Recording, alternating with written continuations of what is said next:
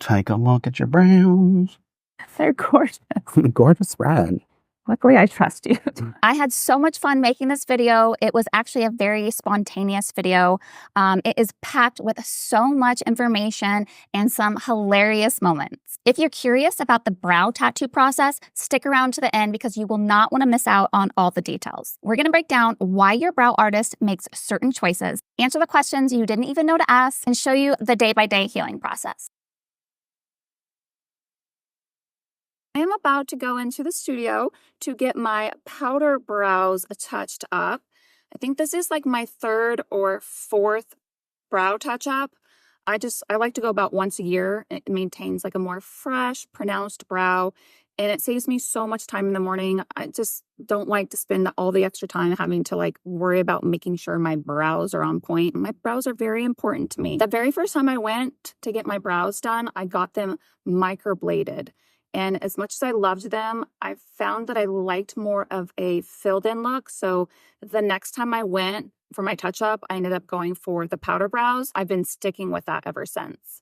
And as much as both of them aren't the most pleasant experience, I think that the powder brows is just a little less painful. All right, I'm always a little nervous to get my brows done just because they are not the most pleasant experience pain-wise, but they do numb them halfway through. So there's that. This is Jonny, my dear friend and brow master here in Charleston, South Carolina at Microblading Charleston.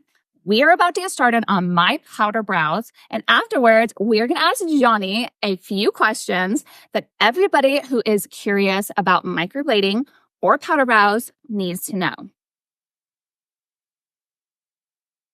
To start, your brow artist will clean up the area by trimming and removing any stray hairs, creating a tidy surface for the mapping process. This step is essential as it makes the area easier to work with, allowing for a more accurate guide when shaping and tattooing your brows.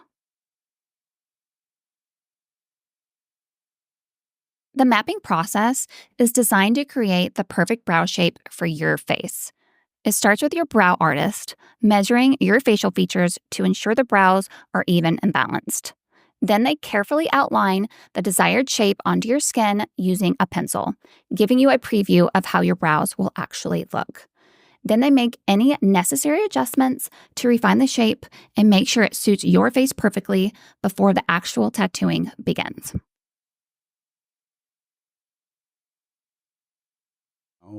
With that red crayon. So they do look a little Ronald McDonald-ish right now, but it's about, focusing on the new shape that you might. It's not terribly new. It's not like we drastically shifted the shape. But you had said that you wanted a little bit of a higher arch. Yeah.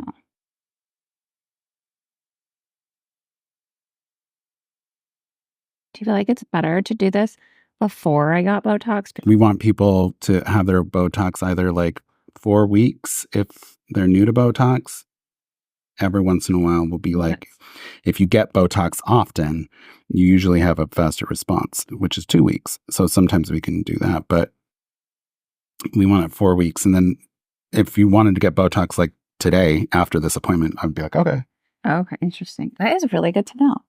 Yeah, because we want it, like if the Botox shifts your brows, you might think that it's the tattooing and not the Botox. Right.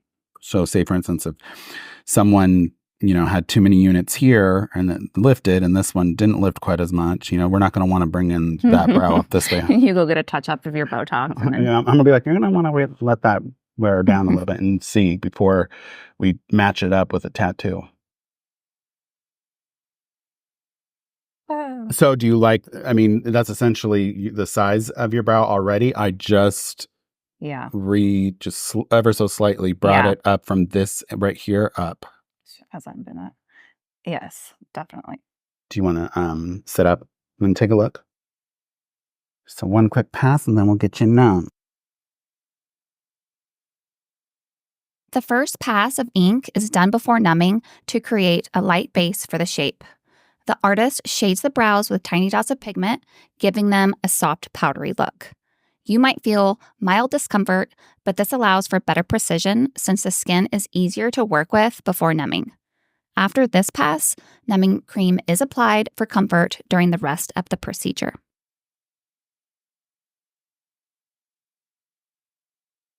The biggest misconception about all this stuff is like, this is going to replace your makeup. And it's like, it won't replace your makeup, like in the sense of if you're going to wear a full face of makeup. Right. Right. Because, as you know, makeup migrates. But it's supposed to just look really good when you don't have any makeup on you. And that's the point. And spend way less time getting ready. Right. And you have a template. Right. A brows. You don't have to like recreate your brow shape. And it really has like changed my face. The second coat of ink deepens the color, ensuring the pigment is fully saturated. And it also fills in any areas they may not have fully taken on the first pass. That's the look. Your brows are done. That's what they look like.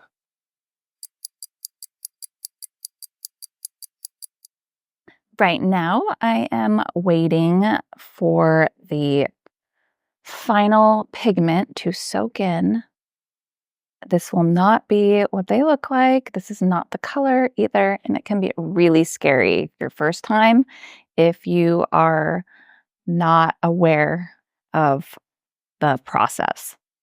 So take it from me. This is like I said, my third or fourth touch up. So like maybe my fifth time doing this process. I am no longer terrified of what I look like because I just know they're going to be beautiful. Damn it. There we go. You just ruin it.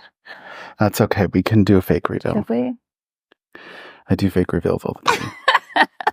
Because I don't want to like clean up all that stuff. It just looks like a bunch of crud. Oh, yeah. Face. You just go, man, that's so sad. So I just hide it with these two very clean. You are so smart.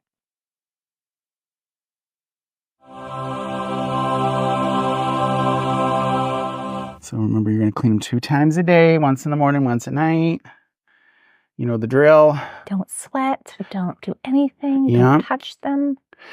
Don't let your dogs lick your face. That's been my new thing because I saw that story about the woman who got a tattoo and then her dog licked it and then she lost her leg because he had some rare protein or something. You just never know until it happens and you're like, oh my. That would be fun. No, I'm putting that into the ether. That's right. Don't put it out there. Facials, stuff like that. Retinols, obviously nothing close to it. Yep. Definitely not while you're healing. But like if you are a retinol user, I don't use retinol, but I use like something that has like it in it, like varies for sensitive skin kind of. Yeah. So like a low grade. So yeah, you just want to be careful about that. You can put a thin coat of Aquaphor, especially if you're going to be doing anything aggressive. And that kind of helps block the perimeter of it soaking into it. So that way you don't lose your perimeter. But however yours are fading, you're doing just great. It doesn't look like you over exfoliate. So that's good because your skin's not red. Right? Yeah. And I definitely don't ever go near my brows.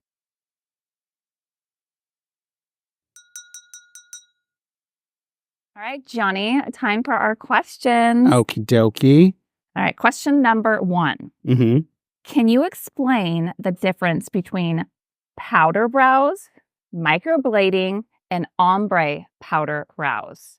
Okay, so microblading is done with a hand tool. The blade itself is made of like little tiny needles that are like this. And what we do is we create texture into the skin by softly cutting it. And we go a little bit deeper. The little needles create the texture for the pigment to hold on to, and it creates hair strokes. So that's microblading. It's done by hand. And it's meant to look like realistic hair strokes to mimic your natural hair growth pattern. And then powdering is done with sometimes traditional, or a pen that is motorized, and it has a needle cartridge, and you flick it across the skin, creating pixels, and it gives you fullness, like complete fullness. And then the ombre is the same thing as powder. It's just the way that it's distributed through the skin. So like usually with an ombre from the tail, it's more opaque, and then it's softly less opaque as you get to the front, almost kind of like a gradient. So Powder and ombre are technically the same. It's just different way of delivering the product. All right. Okay. Question number 2. Yeah. What is the most important advice that you would give someone before and after their appointment? So before, we want to make sure that you're not taking any blood thinners or any medications that's going to cause unnecessary bleeding, because that'll push out pigment. So fish oils, aspirins, ibuprofens, excessive alcohol. If you're a heavy caffeinated drinker in the morning, those are the most before. And then after, don't touch your brows, keep them clean and keep them moisturized, and just follow aftercare to a T. We want you to have the best results, and that's why we give you aftercare. Right. Question number 3. What are the essential aftercare instructions? Essential, well, don't sleep on them, right? Because we don't want it rubbing on your linens. Don't pick at them or scratch at them. And then definitely keeping them clean 2 times a day, once in the morning, once at night, and putting balm on them. Those would be the essentials. The other ones would be basically, you don't want to submerge them in water, no hot steamy showers, because we want to keep them moisturized but not wet, because then you won't retain pigment. All right. The last and final question, question number 4. What are the most common questions you've asked? Most common questions are, I don't want, are you going to make them too big? And are you going to make them black? What do you tell people? We tell people we would never make them black unless you requested it, and if it matched your brow hair color and your look. And then the other common question is like, the way that we brow map, it can look like they're going to be big because it's a perimeter of your brow shape, and we usually stick to right in the center of that brow shape. I always say that the outline around the brow is like a fence around a yard, and we're only playing on the inside of the yard, and we're not playing on the fence at all. So those are the most questions we get asked. And then sorry, I thought of another one. Does it hurt? And yes, I would say that's subjective, but it's not. It's tolerable, and it's more annoying. And the real pain lasts only like maybe 7 minutes. But we get some clients who say that fall asleep. So, pain is subjective. Thank you, Jonny. You're the best. Thank you. Guys, today is the first day after my powder brow touch-up. So far, it does not hurt at all. It has gotten a little bit darker than it was yesterday, but I'm not really worried about it because this is a touch-up and I've had like 3 or 4, so I know the drill. So I can expect tomorrow it's going to get a little darker and then a little darker. What I got from my aftercare instructions, I got this little wash that you are supposed to use twice a day. Use a little Q-tip. A little bit goes a long way. It's specifically meant for sensitive skin, I assume. And then for afterwards, this lotion, you just need a tiny bit. And I'm sure you're going to think like, oh, how is that going to last me, 14 days or whatever. But this is really all you need for each brow. I would be careful taking your clothes off, especially if you have a tight shirt on or something, because last night I was taking my shirt off and I kind of forgot and it brushed up against my brows. So that was the only time that it has hurt so far. So far it doesn't itch yet either. I did also get a list of instructions. So if you forget what they tell you, hopefully they give you one of these. Each day is a little bit different. This one is day 1, and then day 2 through 7, and then day 8 through 10. I'm going to show up every day and show you a little bit of what's going on day by day so you can know what to expect. I'm going to go at least 7 days, maybe 10, depending on if I continue to see changes. So I will see you guys tomorrow. Today, they are a little bit darker than they were yesterday. Nothing crazy, but they do not hurt and they still do not itch. They definitely are a lot darker today, but I still don't really mind because they still look like I just maybe filled them in a little bit more than normal, and they still don't hurt or itch. They are starting to flake and itch a little bit. You can see just how flaky they are. I mean, nothing crazy. I'm definitely needing to add a little bit more lotion throughout the day to keep them moist. Hi guys, today is day 5 of my healing process, and they are quite itchy at this point. I'm just having a hard time not wanting to reach up and scratch them, but even if you just touch them and graze them, it kind of helps relieve the itchiness. I feel like the color is starting to break up as well, so I feel like the pigment's going to start getting a little bit blotchy, but still not too bad. I don't really feel that big of a deal, like if I have to leave the house and worrying about anybody thinking I look like a freak monster. So today is day 6 of my healing process for my touch-up. They are extremely itchy at this point. I have to say it kept me up all night. I probably woke up like 3 times to reapply the moisturizer that it came with, which did help soothe it. I've noticed that the pigment's breaking up and it's getting a little bit lighter, so they're not quite as seamless throughout. And I'm not putting any brow products on it just yet because I'm letting them heal. But yeah, my biggest complaint at this point is that they are driving me crazy with how itchy they are. So they are definitely a lot less itchy today. They are definitely lighter. And I don't really anticipate much more change from here. This is 2 weeks after my powder brow touch-up. And I still am not wearing any makeup on it because I feel like the pigment is still very much there. I probably will start filling them in another couple weeks, but I feel like they look just great the way they are.